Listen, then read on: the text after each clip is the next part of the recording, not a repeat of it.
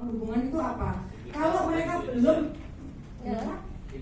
sudah mengamun hubungan, bapak yang akan menjadi micro teacher ya, gitu ya. Nah, itu nanti akan bermain peran, kemudian bapak akan membantu adik-adik catin itu memaknai. Sehingga kalau misalnya kita bicara tentang hubungan yang berbeda tadi, relasi marital tadi, maka kata-kata, pemilihan kata-kata itu bisa menjadi penghancur dalam hubungan kalian. 4. Tapi kenapa ini masih kami pakai? Ini karena penelitiannya itu longitudinal. Kalau biasanya bapak dan ibu kan itu ternyata memang kata-kata yang menjadi penghancur hubungan itu akan menentukan stabilitas suatu perkawinan. Dalam hubungan perkawinan itu ternyata ketika mereka memiliki hubungan yang stabil, itu mereka banyak menggunakan kata-kata yang positif dibandingkan kata-kata yang negatif. Gitu. Nah, kata-kata yang menghancur hubungan itu sikap menyalahkan. Kalau dari role play tadi, itu sikap menyalahkannya yang mana? Kata-kata yang mana? Itu klasik. Itu yang mana? Itu alasan yang klasik itu. Itu sikap menyalahkan, membenci dan merendahkan atau defensif menyalahkan. Itu kata-kata itu yang klasik itu, Pak. Masa di telepon gitu ya. Jadi kalau misalnya kita banyak merendahkan, ini kemarin waktu pandemi itu banyak sekali bapak-bapak itu yang japri saya itu gini, pandemi ini ternyata istri saya itu bukan orang yang bisa mengelola keuangan dengan baik, bahasanya mereka gitu, karena dari istrinya itu mulai muncul. Terus kemudian sikap defensif itu muncul nggak tadi? Yang mana, Pak? Kan buat kamu sama anak-anak, aku kerja ini kan untukmu dan anak-anak gitu ya. Jadi membela diri dan mencari-cari alasan. Loh, terima kasih banyak misalnya, tapi belum kasih kabar. Ada juga, saya nggak tahu kalau di Jogja, kalau di Jawa Timur sepertinya ini tidak masuk ya, tapi kalau di Jogja itu banyak sekali. Jadi ketika dia marah sama pasangannya, itu cenderung pakai aliran kebatinan, mendiamkan. Ya, silent. Tapi itu efektif nggak kayak gitu? Ya, perempuan itu ahli sejarah. Jadi akan ingat persis tanggal berapa, kapan.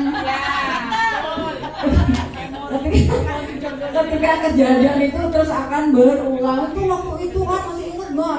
Suami ibu caranya kalau mengingatkan bapak itu pakai tempat, jangan pakai waktu. Karena laki-laki itu kalau riset itu kan visual spasialnya cenderung lebih tinggi.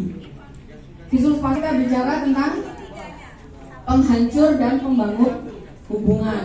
Nah, kalau kita bicara tentang baik Pak. Kemudian aktivitas yang kedua itu adalah rekening.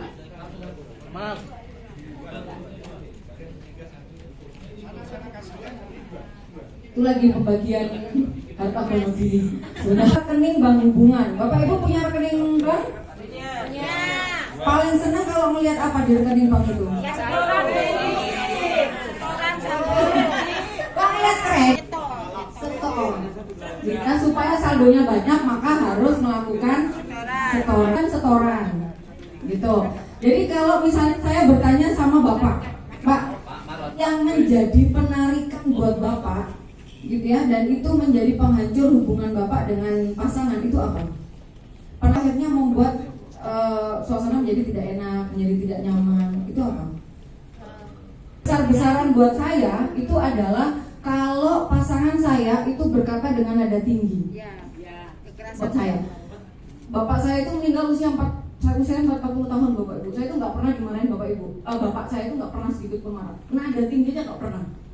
Jadi saya tuh kalau mahasiswa yang nanya aku barusan dimarahin sama bapak saya guru itu, saya tuh kayak aduh dimarahin itu kayak gimana, karena saya sama sekali dibentak aja nggak pernah, nada tingginya nggak pernah. Jadi kalau pasangan saya itu pakai nada tinggi itu udah kayak penarikan besar-besar kan hubungan yang kita jalani. Ya kalau bapak. Nah kalau selingkuh itu kan perilaku jelas. Adakah selingkuh menjadi setoran buat seseorang? Nggak ada. Kita bahkan itu adalah setorannya. Ibarat kalau kita bicara tentang setoran itu kayak bahan bakar cintanya. Nah ini yang tadi siapa mengatakan bahasa cinta? Ibu. Tapi kita hubungan itu juga seperti itu.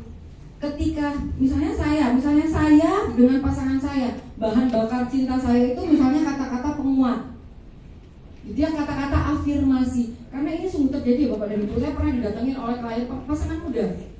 Jadi saya itu kasihan banget ngeliat wajah suami, ngeliat wajah suaminya tuh masih muda, terus kemudian wajahnya tuh yang saya itu nggak tahu kenapa harus kesini Bu Ruli. Bahasanya dia gitu. Saya itu udah melakukan apa yang saya bisa sebagai suami. Ketika dia pulang kerja capek, yang ngurusin anak-anak saya, yang bersihin rumah saya bilang udah Bu istirahat dulu. Ketika dia malam lembur, saya jam 11 malam itu akan keluar nyari bakmi Jowo. Kemudian saya tungguin dia sampai setengah 2, sampai jam 2 tak temenin, padahal saya nggak ada kerjaan. Tahu jawaban istrinya? Ibu, ternyata bapak luar biasa gitu ya. Kata istrinya, aku makasih banyak ya sayang udah kayak gitu. Tapi coba deh diingat-ingat, kapan terakhir kali kamu mengatakan I love you?